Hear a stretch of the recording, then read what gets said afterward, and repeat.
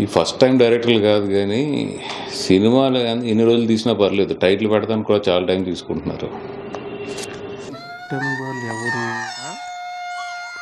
Hello Anji గారు. Hi sir. ఏమండి, ఎలా ఉన్నారండి? బాగున్నాను సార్. సమ్మర్ వచ్చేస్తుంది, మన సినిమా రిలీజ్ చేయాలి. అరవింద్ గారు ఎప్పుడు కనిపించినా కూడా టైటిల్ ఏంటయ్యా అని అడుగుతున్నారు. కొంచెం ఆ టైటిల్ ఏదైనా పెట్టండి సార్, ప్రమోషన్ స్టార్ట్ చేయాలి.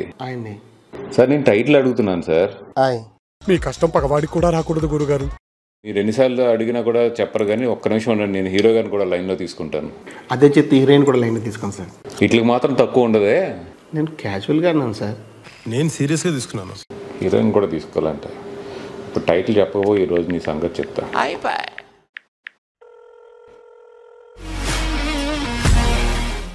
నితిన్ గారు. Hi sir. అమ్మా సారిక. హాయ్ పన్నివాసు గారు.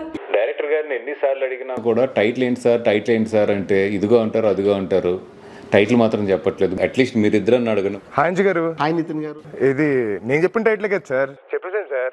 అయ్య బాబు, ఇది మీరు చెప్పిన టైటిల్ కాదమ్మా, ఇది వేరే టైటిల్. నేను చెప్పిన టైటిల్ కాదా? మారిపోయిందా? కొత్త టైటిల్ ఏంటి సార్?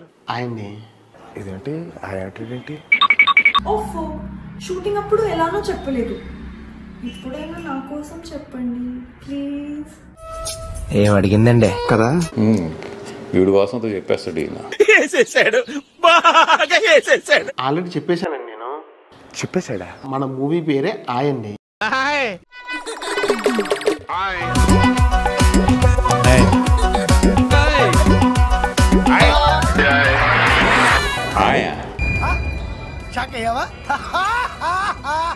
ఈ 2 అక్షరాలకి నన్ను 2 సంవత్సరాలు వెయిట్ చేయించదయ్యా నువ్వు.